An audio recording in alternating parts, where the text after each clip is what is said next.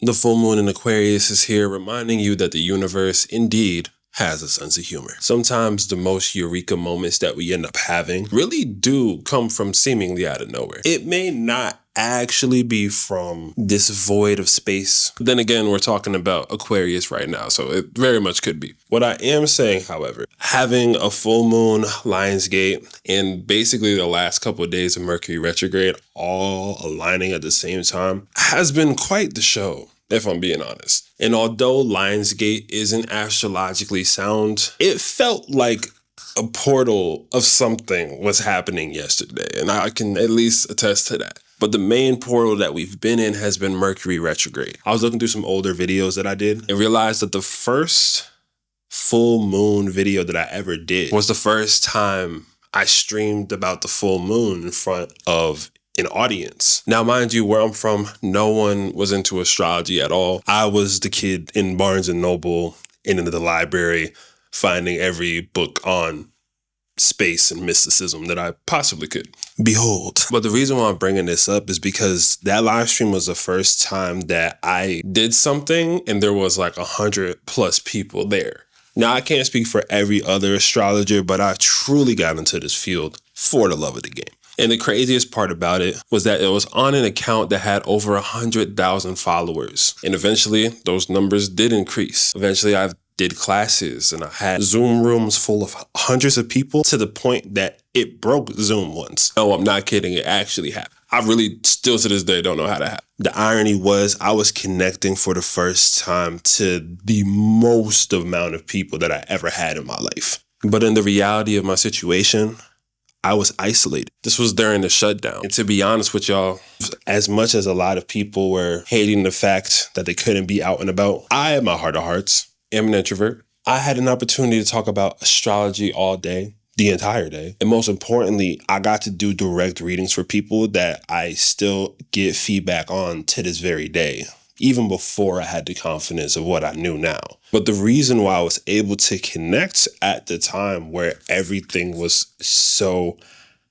sad, depressing, isolating, confusing, and more was because of the means of the Aquarius energetic. And this full moon in Aquarius is to the call of the fact that your people are out there. To be honest with y'all, had I not done that then, there would be no way I would be standing here 5 years later with the adjustments that were made based off of feedback from the people, leading us again to this full moon in Aquarius theme. It really isn't until you let out your individual spark that you get anything that you want. Me in my personal world, I was taught that I had to follow everything like to the letter, to the T. If there was a protocol or this, I had to dot my I's, cross my T's all the way through. And I don't know if it's due to my appearance, my demeanor, etc.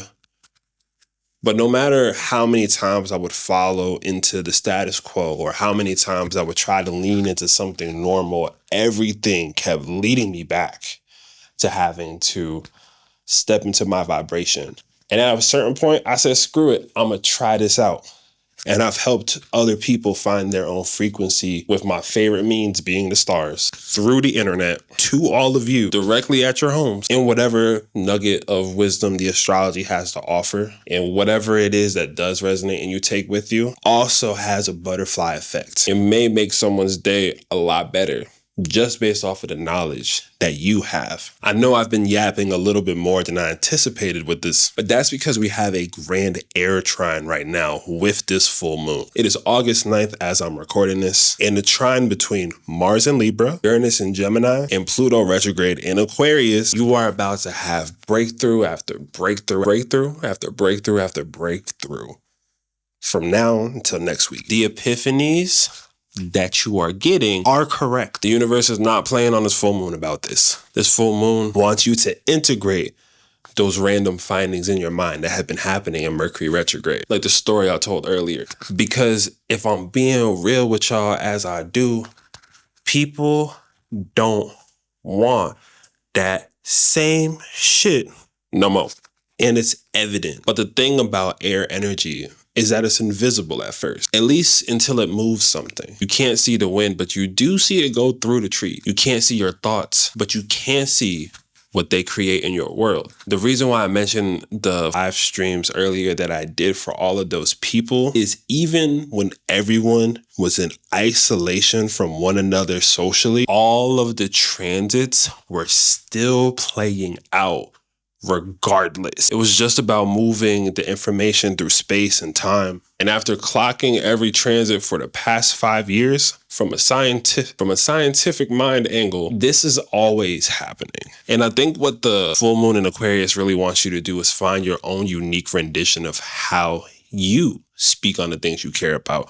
What's your signature protocol? Because here's the truth of the matter. When everyone went in, when everything shut down, people had a very specific je ne sais quoi they had to go. And the way that transition has shifted, there are children now who have no idea what life was like memory-wise before that. The point I'm making is that the collective goes through their evolutions. Things come in their phases, their trends, their cycles. And the Aquarius energetic is the genius that can see the interconnectivity between all of these things. It is trying to activate some inner genius point for a lot of people with this full moon though.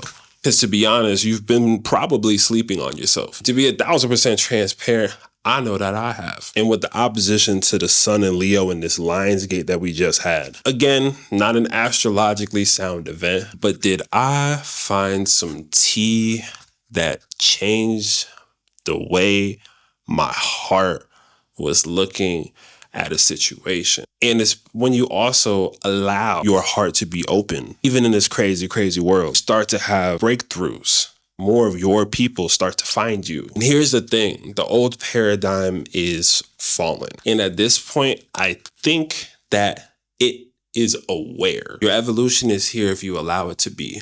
But you have to share your thoughts. You have to speak on what's on your mind. And you have to remember it's everything that's unconventional about you that people think of when they hear your name anyway. So you might as well give them something to talk about. With that being said, those of y'all who were concerned, I am recovered from the main part of my surgery. I am taking time to reverse some nerve damage I guess I had. And I'm actually back at capacity to start doing this more and do readings the way I was prior, but better, obviously. Oh, don't think I haven't been working on other projects for y'all this entire time.